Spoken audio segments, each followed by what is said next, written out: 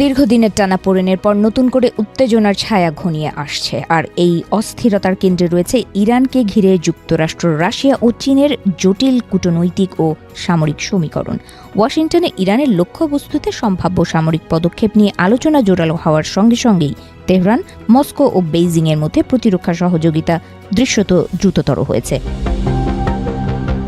গত ডিসেম্বরে তেহরান ও মস্কোর মধ্যে প্রায় $590 মিলিয়ন একটি বড় চুক্তি চূড়ান্ত হয়েছে বলে বিভিন্ন সূত্রে জানা গেছে। চুক্তির মূল লক্ষ্য ইরানের আকাশ প্রতিরক্ষা ব্যবস্থাকে শক্তিশালী করা। এতে বিপুল পরিমাণ বহনযোগ্য আকাশ প্রতিরক্ষা ব্যবস্থা ও হাজার হাজার ক্ষেপণাস্ত্র সরবরাহের কথা রয়েছে। ড্রোন, যুদ্ধবিমান ও নিম্ন উচ্চতায় উড়ন্ত হুমকি মোকাবেলায় এসব ব্যবস্থা কার্যকর বলে মনে করা হয়। তুলনামূলকভাবে দুর্বল বিমান বাহিনী নিয়ে ইরানের জন্য শক্তিশালী আকাশ প্রতিরক্ষা এখন কৌশলগত অপরিহার্যতা। যুক্তরাষ্ট্রের রয়েছে অঞ্চল জুড়ে শক্তিশালী বিমান সক্ষমতা, যার মধ্যে রণতরী ভিত্তিক আক্রমণ ব্যবস্থা, দূরপাল্লার বোমারু বিমান ও নিখুঁত মিসাইলও রয়েছে। সম্ভাব্য যে কোনো হামলায় আকাশসীমায় প্রাধান্য প্রতিষ্ঠা করতে যুক্তরাষ্ট্রের প্রথম লক্ষ্য হতে পারে। সেই বাস্তবতায় ইরান ছড়িয়ে ছিটিয়ে মোতায়েনযোগ্য, সহজে শনাক্ত করা কঠিন এমন প্রতিরক্ষা ব্যবস্থায় জোর দিচ্ছে, যাতে হামলার ঝুঁকি ও ব্যয় বাড়ানো যায়। পুরোপুরি প্রতিরোধ সম্ভব না হলেও আক্রমণের সিদ্ধান্তকে জটিল করে তোলা এই কৌশলের মূল উদ্দেশ্য। বিশ্লেষকদের মতে রাশিয়ার সহায়তায় কেবল অস্ত্র সরবরাহেই সীমিত নয়, উন্নত রাডার, বৈদ্যুতিক যুদ্ধ সক্ষমতা এবং সমন্বিত নিয়ন্ত্রণ কাঠামো গড়ে তুলতেও সহযোগিতা থাকতে পারে। এতে ইরানের প্রতিরক্ষা ব্যবস্থা আরও স্তরভিত্তিক ও টেকসই রূপ পেতে পারে।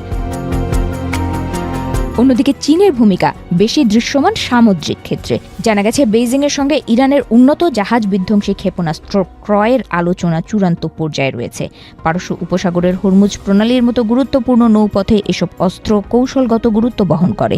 নিম্ন উচ্চতায় সমুদ্রপৃষ্ঠ ঘেঁষে দ্রুত গতিতে ছুটে চলা এ ধরনের ক্ষেপণাস্ত্র প্রতিরক্ষার সময়সীমা কমিয়ে দেয় এবং নৌবাহিনীর পরিকল্পনায় নতুন ঝুঁকি তৈরি করে। ইরান বহু বছর ধরেই দ্রুতগামী নৌযান, নৌমাইন ও উপকূল ভিত্তিক ক্ষেপণাস্ত্র ব্যবস্থার মাধ্যমে প্রবেশ বাধা কৌশল অনুসরণ করছে। সম্ভাব্য চীনা সহায়তা এই কৌশলকে আরও শক্তিশালী করবে। যদিও রাশিয়া ও চীন সরাসরি যুদ্ধে জড়ানোর কোনো ইঙ্গিত দিচ্ছে না, তারা ইরানকে প্রতিরোধ সক্ষমতা বাড়াতে প্রয়োজনীয় উপকরণ দিচ্ছে।